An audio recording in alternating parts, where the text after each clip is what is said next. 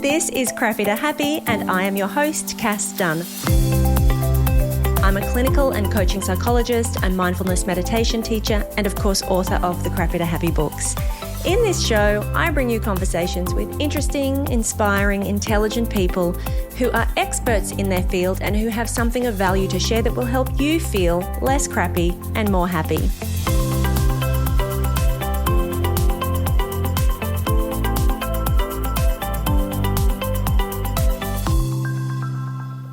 Hello and welcome to another solo episode of Crappy to Happy.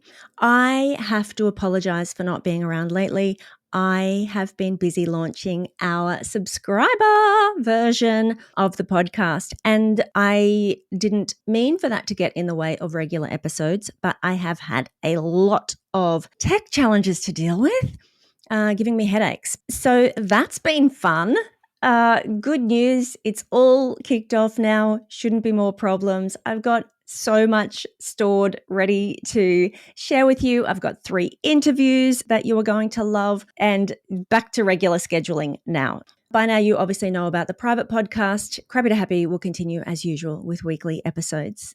One thing that has been really interesting to me over this past 12 months that I've been learning more about, and I've talked about it a little bit before on the show, is the idea of parts work, like working with different parts of you, connecting with maybe a younger version of you. All of this is basically IFS, internal family systems therapy. It's essentially this idea of connecting with different parts of you that get activated in different situations as a way or as a pathway to your own growth and healing and resolving some of these really annoying habits that you might have, emotional reactions that you have, patterns of behavior, things like perfectionism, or when you feel really intimidated in certain situations, or you find yourself feeling anxious, maybe when you get very controlling or very angry. All of these emotional reactions that we have, or when we get really blocked and stuck and can't figure out why we're not doing the thing that we want to be doing and we keep saying that we're going to be doing, this idea of accessing these other parts of ourselves and using that as a way to better understand yourself, to offer compassion to those parts and to uncover the motivations of those parts so that you can move forward and have a different response. It's a really useful idea.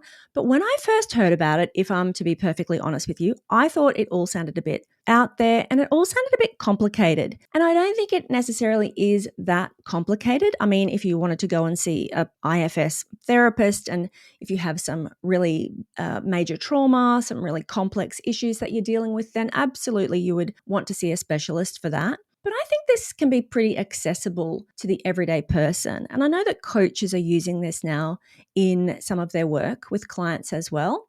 So I wanted to kind of give you a rundown if you've heard of this or maybe you've never heard of this, and to give you an overview of what it is and how you might be able to access it or use it in your own life. But obviously, I need to say up front, I am not an expert in this particular modality. I have been looking into it. I have used it to some degree, and I'm really a learner myself. So, but I want to share it with you so that you can also have the opportunity to go and do your own learning if you are as interested as I am. You might want to go off and find your own resources and books and things. And if you do, I can probably recommend some. So IFS, Internal Family Systems Therapy, developed by Richard Schwartz, a psychologist. I don't know when, I think quite a while ago. I should know that. And it's based on this idea that inside all of us, there's like lots of different versions of us. And before you go thinking that I'm talking about Sybil or, dissociative identity disorder, this multiple personality thing, not that. What I'm talking about is, for example, when you might say, there's a part of me that knows that I can do this, and there's another part of me that's really scared. There's a part of me that gets really angry, and there's another part of me that hates myself for yelling and getting so angry, which, when this happens, there can be this real inner conflict within you. You start judging yourself. You start criticizing yourself.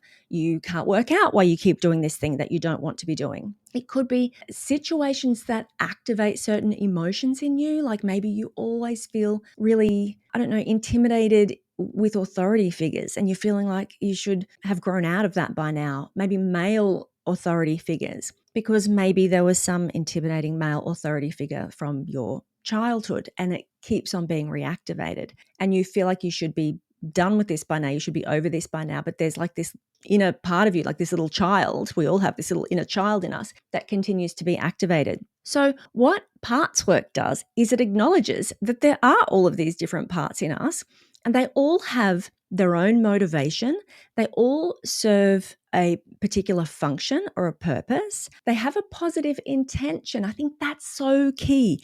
They each have a positive intention. And when you can understand what their intention is, like when you can understand what's driving that behavior, then you have a better chance of being able to meet that need or do whatever healing work that you might need to do so that you don't have to keep playing out that particular behavior. So I want to start by saying that central to this model and to this theory is this idea of the self, that we all have a self which is unburdened. Like this is our core essence. This is who we are before we started to develop all of these other parts to navigate the world and to protect ourselves from certain things. So Richard Schwartz laid out 8 capacities of the self. When you're in that self state, that really unburdened, wise version of yourself, these are the 8 capacities of the self: connectedness, curiosity, calmness, compassion, clarity, courage, confidence, and creativity.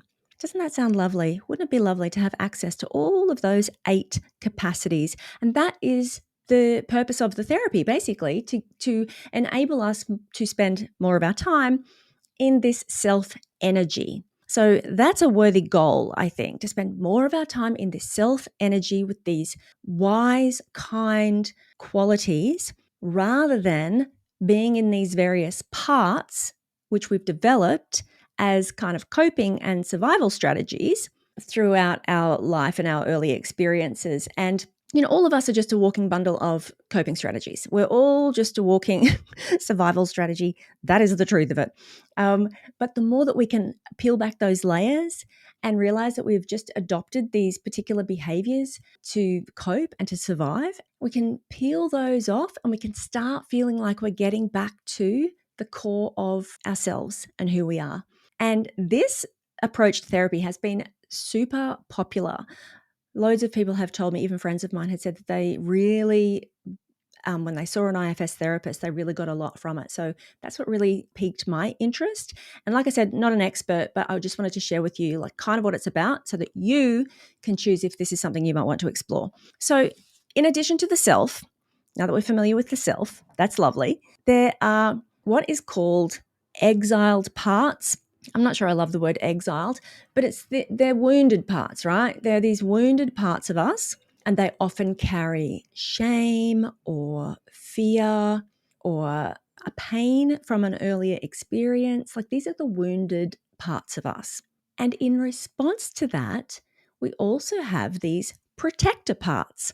So the protector is developed to protect the wounded part. So, for example, if this wounded part feels deeply ashamed and embarrassed because they made a mistake and got laughed at in class or in school, then they might develop a perfectionist part who never makes a mistake and who insists on always doing everything perfectly and correctly so that they never have to feel that shame and embarrassment again. I mean, that's just a really simplistic, obvious example, but there's loads and loads of these situations and these scenarios and these parts that we develop. So the protector basically steps up and takes control, and its job is to keep us away from difficult, painful emotions. If I was to think about another type of therapy, maybe ACT, acceptance and commitment therapy, we talk about control strategies.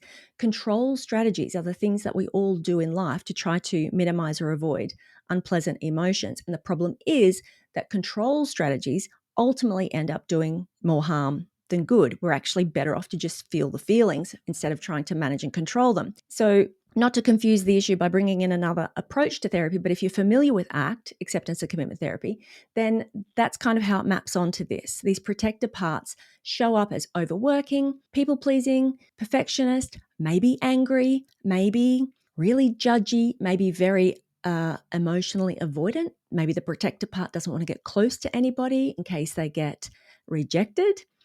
So this is the role that they play. This is the purpose that they serve. And then there's this other part, they're called firefighters. And the firefighter part is these extreme responses.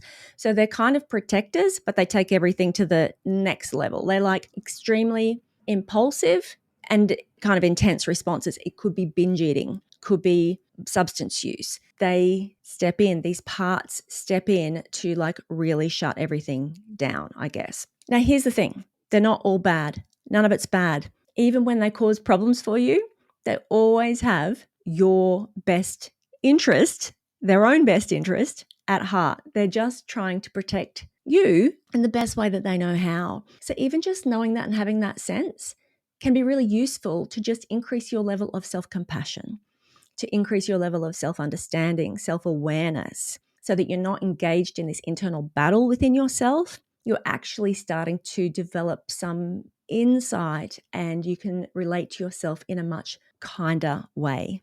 So some of the ways that this can be useful just for the everyday person, like without any kind of therapy or coaching, is start noticing when different parts show up. So the next time that you're feeling anxious or some sort of resistance or some sort of frustration, anxiety, you're upset about something, slow things down and ask yourself, what part of me is feeling this way? Connect with the feeling. Now, this is the question that I often ask, and I've asked it on this podcast as well, is ask yourself, is this feeling new or is it familiar? And usually the answer is this is very familiar.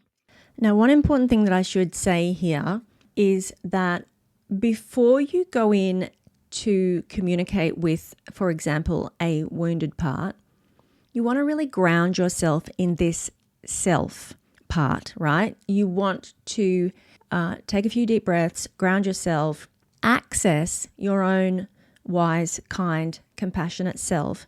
And it's from that place that you communicate with the wounded part.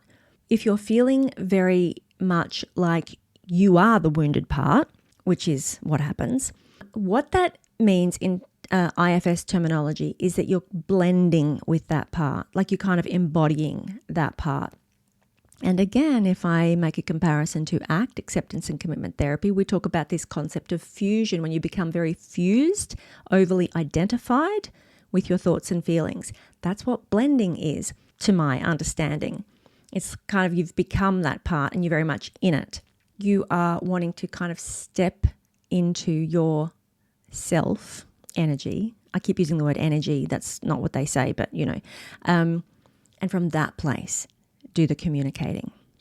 Now, if this part feels like it's the wounded part, it's that wounded inner child that really feels afraid, that feels like it's going to make a mistake or it's going to be judged, then it can be helpful just to offer compassion to that part of yourself and step in as your own wise, kind self and offer that part of you whatever reassurance that you think it needs.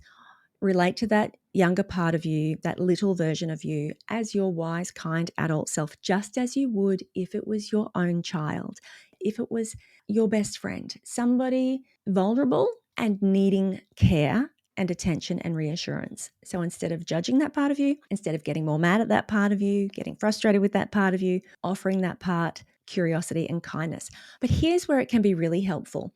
If you connect with the protector part, the perfectionist part, the angry part, like if you connect with that version of you, that behavior, and you get curious and ask that part of you, what are you afraid would happen if you didn't show up like this?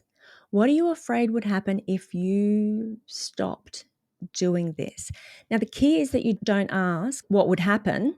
You don't ask the perfectionist what would happen if you stop being a perfectionist, because the perfectionist is just going to say, well, I'm just going to bloody make a whole lot of mistakes and everybody's going to criticize me and judge me. It's what are you afraid would happen? because that's when you tap into what is that part of you protecting you from? What is the role it's trying to play?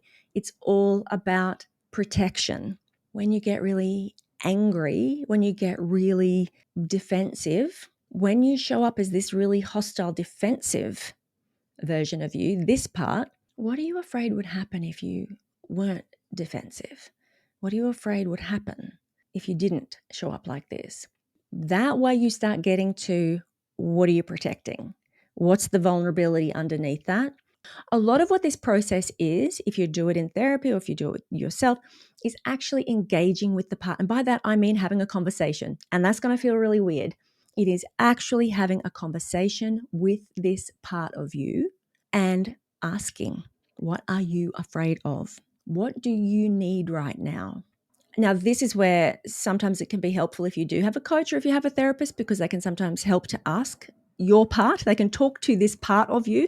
It's like in IFS therapy, what happens, and this is why I always thought it seemed a bit weird, is that it's almost like they say, okay, I want Cass to step aside now. I actually want to talk to this other part. That's not Cass, right? That's not me who's in the room. It's like, let me talk to this. And so they go directly to this other part, which seems weird, but it's really powerful, because it actually bypasses the ego, it bypasses your rational mind, it bypasses all of that, and it goes straight to the core of it. And it enables you to tap into the deeper what's happening, the more of what that's unconsciously is playing out. So useful, really useful. To simplify this right down, there is a wounded part that needs to feel safe. And as long as the wounded part doesn't feel safe, it is activating these protector parts. The protector parts are stepping in. So what we're doing is we are offering the wounded part, like the inner child, I guess.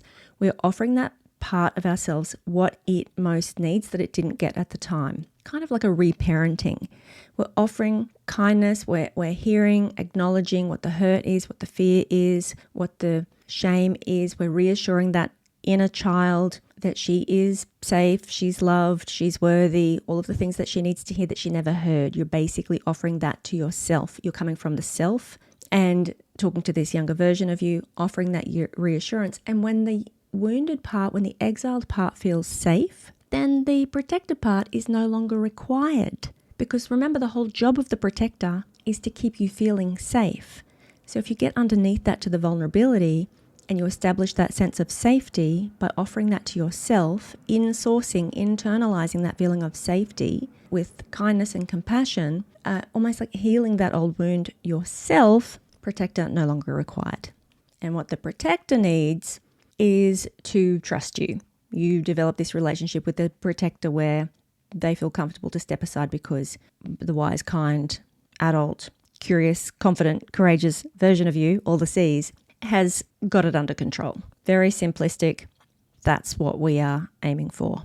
So the key is that we're not about getting rid of parts. IFS is not about doing away with these parts. It is about building a relationship with these parts from the self energy. So then the self energy can show up, and the self energy is able to protect those wounded parts so that the protector part can stand down. You don't have the perfectionist can stand down, the angry part can stand down, the people pleaser can stand down, because the self has got it sorted. The self steps up, that wise, kind, curious, calm, compassionate, creative. That self gets to show up, and the self holds the space for all the parts. So that is super brief. I'll probably get complaints from actual IFS therapists who tell me that I've just got it completely wrong, but that's the gist of it. That's the gist of it, you guys. And I really did just want to give you the gist of it so that you can go and explore this in more detail yourself. If you think this might be useful for you, you can find an IFS therapist or a coach. Richard Schwartz has got a book called No Bad Parts. He's got more books than that, but that is the one that I often hear recommended. So No Bad Parts, you might want to listen to that on Audible or go grab that book. That will give you his overview. And then Jay Early is a therapist who's written like a DIY, a self-coaching approach to IFS. And I think that could be a really useful one to get a hold of if you're interested.